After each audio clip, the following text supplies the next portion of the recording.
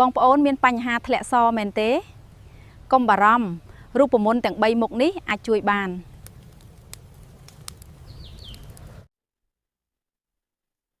ជំរាបសួរពុកម៉ែបងប្អូនជាទីគោរពទាំងអស់គ្នាខ្ញុំបាទគ្រូថ្នាំឱសថបុរាណប៉ុលសេរីសញ្ញាត្បាល់បុកថ្ងៃនេះសូមចែករំលែករូបមន្តធ្លាក់សដល់បងប្អូនស្ត្រីដែលកំពុងមានបញ្ហាធ្លាក់សជាប្រចាំអ្នកខ្លះធ្លាក់មកមានអាការៈរមាស់បាទជាដើមមានក្លិនបាទដើរទៅណាមកណាមិនហ៊ានអង្គុយចិត្តគេទេបាទខ្លាចចេះក្លិនទៅដល់គេបាទអញ្ចឹងតកតងនឹងដើមរុក្ខជាតិអ្វីសូមពុកម៉ែបងប្អូនទៅទស្សនាជាមួយនឹងខ្ញុំហើយនឹងវិធីប្រើដូចតទៅបាទបងប្អូនទាំងអស់គ្នាថ្ងៃនេះខ្ញុំសូមលើកយករូបមន្តព្យាបាលធ្លាក់សដល់បងប្អូនស្ត្រីដែលកំពុងមានបញ្ហាធ្លាក់សជាប្រចាំបាទរូបមន្តទាំងអស់មានចំនួន3មុខទី1ស្បៅភ្លាំងទី2អំពៅខ្មៅបាទអំពៅធ្វើថ្នាំបាទហើយទី3ហ្នឹងគឺវល្លិត្រដិតបាទបើបានមើមរបស់វាកាន់តែល្អឬរបស់វាហ្នឹងបាទអញ្ចឹងវិធីធ្វើបងប្អូនយកអំពៅខ្មៅបាទប្រវែង1ចង្អាមដៃហើយចំនួន1ក្តាប់ដៃជ្រៀកវាជា2ឬក៏ជា4ទៅបាទហើយឬស្បៅភ្លាំងហ្នឹងយើងយកចំនួន1ក្តាប់ដៃដូចគ្នាហើយទី3គឺវល្លិត្រដិតបាទចំនួន1ក្តាប់ដៃបើបានមើមវាកាន់តែល្អ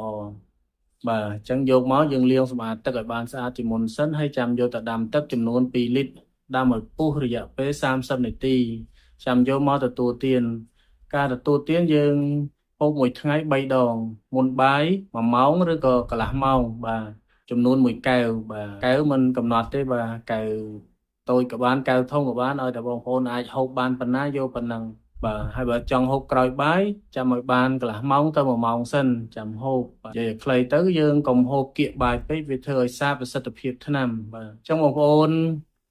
ទទួលទានបាទមួយថ្ងៃ3ដងម្ដង1កែវបាទមុនបាយក៏បានក្រោយបាយក៏បានហើយទឹកថ្នាំដែល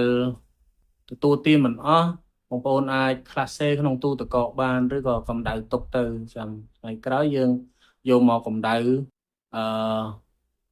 ទទួលទានបន្តទៀតមួយថ្ងៃ3ដងដដែលបាទអញ្ចឹងបងប្អូនទទួលទានបាន3ថ្ងៃឡើងទៅសង្កេតឃើញថាអាការៈធ្លាក់សរបស់បងប្អូននឹងបានធូរថយជាជាបំខានបាទហើយសូមព្យាយាមទទួលទានឲ្យបានមួយសប្តាហ៍ធានាថាជំងឺធ្លាក់សរបស់បងប្អូននឹងបានជាសះស្បើយជាជាបំខានបាទចឹងវីដេអូរបស់ខ្ញុំមានតែប៉ុណ្្នឹងទេតកតងនឹងថ្នាំព្យាបាលធ្លាក់សសម្រាប់បងប្អូនស្ត្រីបាទអញ្ចឹងមុននឹងដល់ទីបញ្ចប់នេះខ្ញុំបាទក៏សូមជូនពរពុកម៉ែបងប្អូនទាំងអស់គ្នាឲ្យមានសុខភាពល្អកុំឲ្យមានជំងឺអ្វីៗមកបៀតបៀនឲ្យសោះហើយសូមកុំភ្លេច